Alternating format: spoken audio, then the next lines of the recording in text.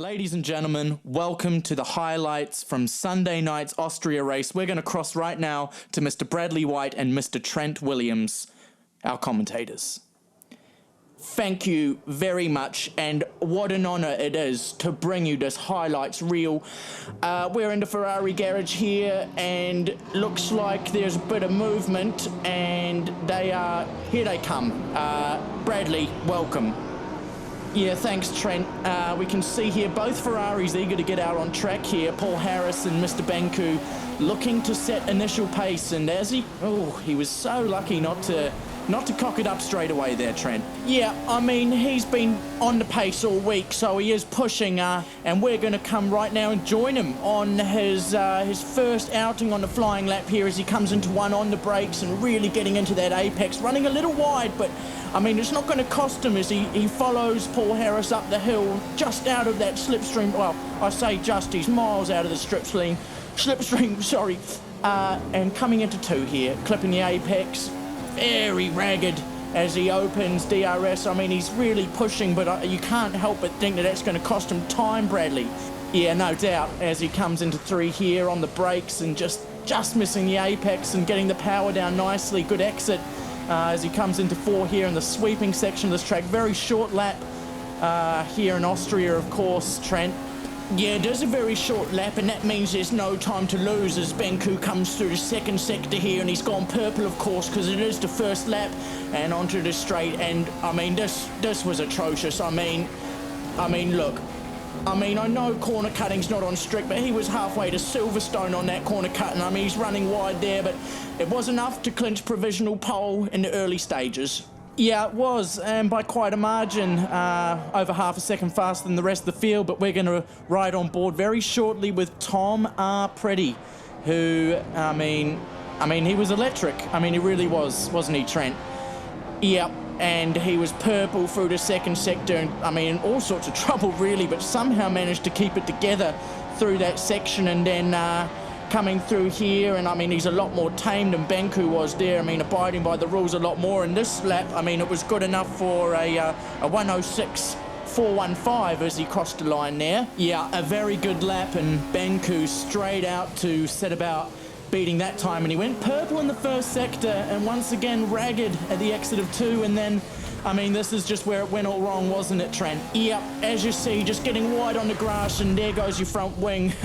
I mean, that's less than ideal, and this was the closing stages now of the qualifying session as we go on board with SJP and Tom R. Preddy. I mean, rubbing salt in the wound there with a lap time to phone home about, really. Yeah, and then Millie crossing the line to end what was a very exciting qualifying session. Tom and Paul pipping Benku. But I mean, we're set up. I mean, look at that. The top five within half a second of each other. The whole field within 1 second of each other. And that bodes well for a very exciting race. Does it ever? And I mean, here we are. This is race day, and look at that blue skies it was initially, and the whole crowd. I mean, look at the crowd there. They can't even stay in their seats, and we're away. We're on board here with MrBenku, and I mean, it wasn't without drama of a start, was it, Bradley? Well, I mean, drama's one word for it. I would go as far to say that it was absolutely ludicrous as, I mean, look at this. Ghosting cars left, right and centre. I mean, Codemasters have got to get onto this. I mean, this is absolute rubbish as we come up the hill here. And I mean, look at that. I mean, that's ridiculous. And Benku got touched. I mean, it was absolute carnage. It was mayhem. And I mean, Benku did take the lead up the hill into two, but I mean, what absolute shambolic coding from a company that ironically is called Codemasters.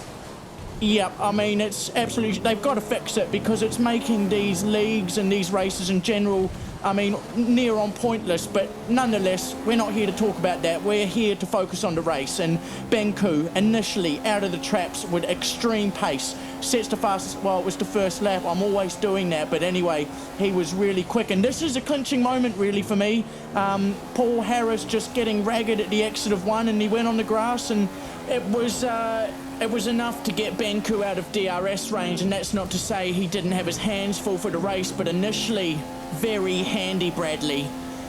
Yeah, I mean, it's a golden opportunity, and as we've seen all season, Benku is just one to pounce on these opportunities, and we saw here, lap 4, fastest lap, and just pulling out a lead. SJP doing everything he could to reel him in, and Benku just getting ragged again. He's been having trouble there all weekend, but, I mean, it wasn't hampering him too much as we see him come into the pits here. SJP, Eddie Barber, and crucially here we see that SJP was fitting the prime tyre, Benku back onto the option.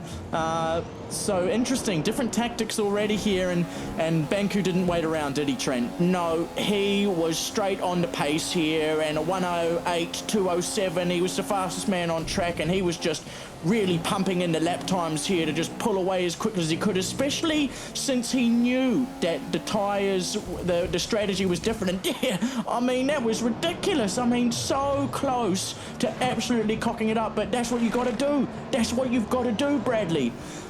Yeah, calm down, Trent. I mean, you know, yeah, you do have to do it, but within reason, and he almost compromised his whole race there. As he comes out, exits the pit here, and he learned from his mistake in qualifying. A lot more tame through there, and he's got fuel to burn and just whacked it up into Rich, and on those prime tyres just went about maintaining the gap and just drawing in Adi Baba here, who was on warm rubber. And this was interesting because, I mean, this is harmless enough, really, it seems, but I mean, this was quite close to being a turning point in the race. Yeah, it was, and you see he just gets on the entry here, and I mean, there's a lot of trust going on there because, I mean, and a cheeky DRS there as well, but I mean, that's close to being a race-ending incident as he comes into the pits again. Yeah, it was very close, and as we see here, Benku fitting the primes again, and we later on discovered that that was actually a mistake. It was meant to be options, but, I mean, as we're going to see, it did work out for him in the end, and of course rain well and truly on the way now, and you know, the likes of SJP, Tom Pretty, Paul Harris licking their lips, and this was interesting. We had Tom Pretty on the option tyre and Benku pushing as hard as he could to just getting wide, and Tom Pretty, I mean, his eyes just must have lit up, and he was really putting some decent pressure on Benku here, wasn't he, Trent? Yeah, he was, and I mean, Benku was pushing like hell. I mean, you know, and things were coming together. He was a lot smoother through two there, but I mean, you know, Tom Pretty really making those options switch on at a vital part in the race. And Benku just didn't really have an answer here, and he was really feeling the pressure. You can almost feel the tension in that number 5 Ferrari as he comes around here, and he, again, pretty sloppy there. And I mean, heart in the mouth stuff, but this is the clincher here, because Tom, for a man who's looking to move teams and potentially have Benku as a teammate, I mean, you've really got to do better than that. And Benku just, you know, just cutting in there and just getting the better run. And that was it. I mean, by then, Benku was able to just maintain the gap, and Tom running out of tyres there. And this is another interesting phase of the race here. Lap 32, rain starting to come down, but just look at this gap here. Paul Harris, 6 seconds behind Benku on lap 33. Lap 34, rain coming down heavy and 3.9. He's just honing in, and Benku running out of tyres and running out of time, Bradley. Yeah, it was nail-biting stuff, really. The gap just dropping and dropping, and lap 36, he was less than 2 seconds behind Benku on the final lap, and Benku just really trying to consolidate here and just finish strongly on these worn prime tyres, and this was a point in the race where, I mean, Paul was pushing so hard and he just lost it coming out of 2, and then, but look at this, Trent. Yeah, I mean, look at that. Wow, that is so close to being a catastrophe. And then, I mean, it was nail-biting stuff. I mean, look at the gap here. The Ferrari boys in the end come home for a 1-2, and it wouldn't have mattered anyway because Paul was carrying a 3-second time penalty. But we see the first 1-2 of the season.